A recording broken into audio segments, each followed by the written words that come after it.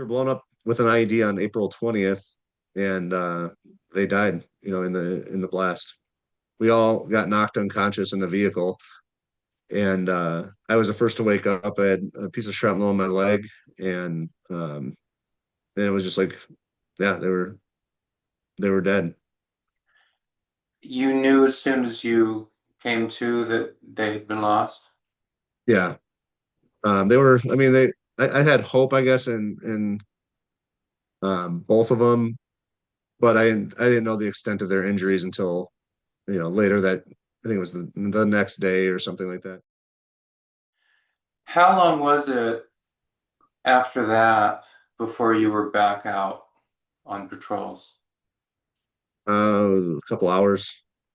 I mean, we were out to the government center, so it wasn't patrolling. But that next day we had to leave at like 6 in the morning to go to do post at the government center. Okay. Um, So and then, basically you're back in the fight. yeah, and I should preface too, before the April 20th um, blast, on April 19th at like 11 something at night, we got blown up, and a lot of us were kind of knocked unconscious. It's not as bad as that first one or the second day, but on April 19th in the evening, Corporal Dunn, one of our Marines in the back of the same Humvee, lost his toes because we got blown up. And so it was less than, I think it was like 11 hours later or so that we were back, um, and got blown up the next day with the loss of life on that one. You say in what you write that, when you're in Iraq, you're wondering, how this experience is going to change you. I think there's a sense that it's going to change you. You can't know exactly how it's going to change you until you get out of it and get back into the world and, kind of see what happened. Um, how did that combat experience change you? How is the Joshua Shores who comes out of combat in Iraq and Afghanistan different from the one who went into it? I'd say I was wiser.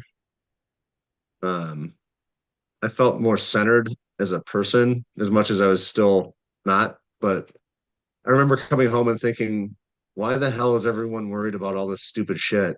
Like all these like the stuff that would be playing on the TV and the news, put anything out there. I still feel that way. Like, why are you so worried about that? I mean, I understand it's you know, concerning for your life, but in the big picture, it doesn't matter. Um, and so people get worked up over such petty stuff. Um, I grew impatient with that stuff is what I did. I grew impatient with people complaining about things that I felt were minuscule, Mm. um, in the terms of like what life is. For all of war's terribleness, one of its attractions is that in some way it's meaningful. You might look at the war itself and say, this war doesn't make any sense at all. But my Yeah, commitment to the Marine next to me means a lot, and that Marine's commitment to me means a lot. And every decision we're making is really important. And sometimes combat vets say, war sucked, but I do kind of miss that. I miss that feeling that everything we did was important. Does that resonate with you? yeah, definitely. It's funny because we just got back from our 20-year reunion, and it felt so good to be around those guys. And if someone said we're going to war again, I know almost every one of us would say, well, we have to go now, and do this together. Um, Wow. and I think all of us are on the same page that it's almost like we've experienced it and we've survived it. And so there's a little bit of a chip on our shoulder for like, if you ever need us, we're ready. Mhm. Mhm. I think any one of us would go back just for that experience because you can't replicate it. I think you may have, kind of answered this question already, but maybe you have something else to add. Most people who serve in the military don't experience combat. Um, Hmm. and so it's a very small number of Americans who have combat experience. What knowledge does that experience give you that's not available to other people who have not experienced combat? I mean, apart from the, the technique of fighting and Yeah, stuff. I guess I'm speaking more intellectually, spiritually, yeah. psychologically. You know yourself. You get to know yourself at a very intimate level. Um, I think you get to understand God better. I'm not a religious person. I don't follow a religion, but I believe in a God. And um, and I think you get to understand that sometimes it's okay to sit in the chaos of life and not have an answer for why things are happening, but just know that like you can persevere. And I guess it comes back to just knowing yourself. You get to understand yourself and how you'll behave and really get to the human experience of persevering, you know, Mm. through trauma, through these terrible experiences. You get to experience humanity at a level that most people don't, and maybe at a level that is primal. Mm. Um, so Mm. you get to see behind the curtain. Mm. Yeah, I mean, seeing humanity, sort of a commitment to other people, these fellow Marines, that's probably in some ways more intense than anything you're going to feel in any other aspect of life, but also experiencing the awful things that humans can do at the same time. I mean, both, right? This really Yeah, complicated. This We are complicated creatures. Um, a sentence that you wrote, I think, should win an award for poetic understatement. And it's war has a way of ruining the beautiful things in life. I think it's a great sentence, and it's obviously true. But the way you put it, I think it's I think it's very nicely put. Um, but thank um, you. but what do you I mean, spell that out. War has a way of ruining the beautiful things in life. I mean, the cut and dry answer to that is like for me, seeing sunflowers spattered in blood and debris. Mm. Um, After the second platoon guys all died, it was like,